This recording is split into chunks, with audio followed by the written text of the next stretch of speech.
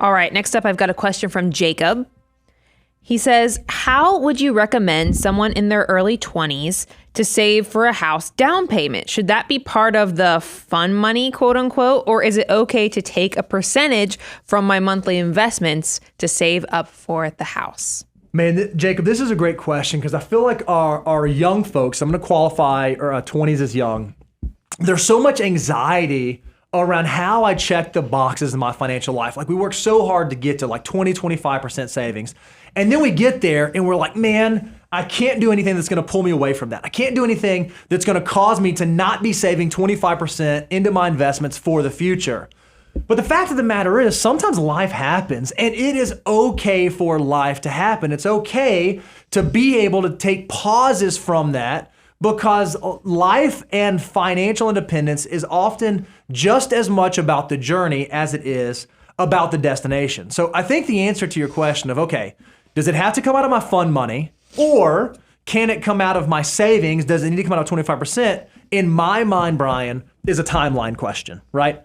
If buying a house is imminent, like it's something that's in the next year, 2 years, 3 years, maybe you're getting married, you're having kids, you're changing jobs, whatever that thing may be that's potentially dictating this major life decision, I would argue, okay, you got to be pretty serious about getting that down payment money saved up. And so if you have to take a pause on the future goal of financial independence to focus on the present goal of getting in a home, I don't think that's crazy to do to an extent. I mean, there's some things that you should not walk away from and some things that you are okay to walk away from so long as you make that up. Now, if you're someone who's like, I just think maybe one day I want to own a home, maybe one day I want that to be something that I do, well, then I think that your 25% can still be going into that future bucket, and then you use pieces of the fund money to begin building up the down payment fund. Or if you're in step 7, if you're in hyperaccumulation and you're building up that after-tax bucket, I think even potentially some of that could be used for a down payment. In my mind, the answer to Jacob's question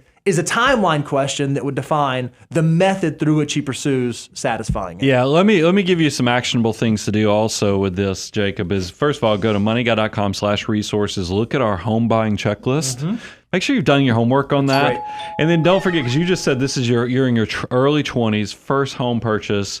This is the checklist is going to be important because it's going to make sure that you can give the time commitment and other things, because we're in a weird real estate marketplace. The only thing that's going to fix some of these weird arbitrage or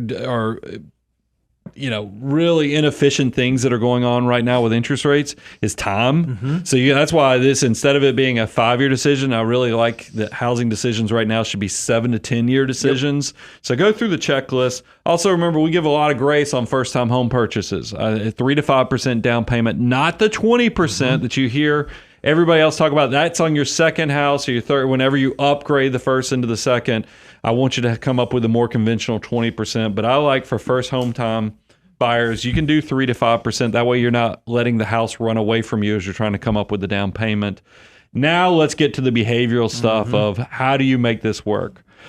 We did a show and I loved how we created a slide. I don't think it's one of those things that Nate can pull up instantaneously, but it's a lot of people mentally think the FOO is going to be, okay, I got to step 4. Now I'm going to step 5, 6, 7. And it's just this over time, talking about your timeline, it just goes up you walk up the hill and it's just it's a nice flight of stairs as you're going through each step. That's not the reality of how financial journeys occur. What will happen is that you'll be walking up the hill. You'll get through steps 1 all the way through 4 pretty well. You get to step 5, which is all the tax-free type accounts, your Roth and your HSAs, and you get to step 6, which is max out retirement. And that's where really you're trying to get to that 25% of your gross income in there.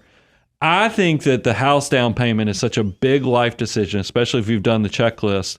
I don't want you to forego step number 5 because you'll have tax-free regrets if you don't max out the Roth IRA and stuff. But when you're trying to figure out where am I, especially somebody in their 20s, we've done all kind of research on this.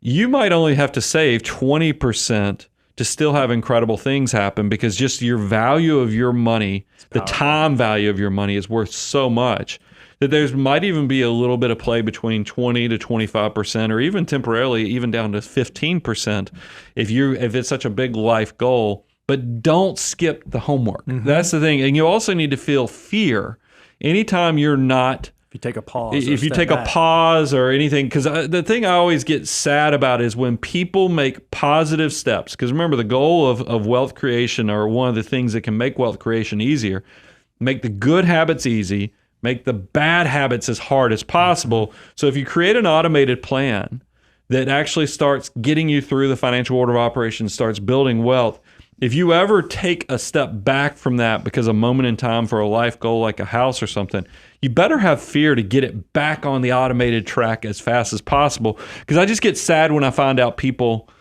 start positive behaviors, but then they take a step back and then they stay Never in that correct. step back. Yeah, I mean, because I've seen, how many people have you heard that were, like just a few credit hours from graduating college, they said, hey, I've got an opportunity, I'm going to go do this for 3 to 6 months.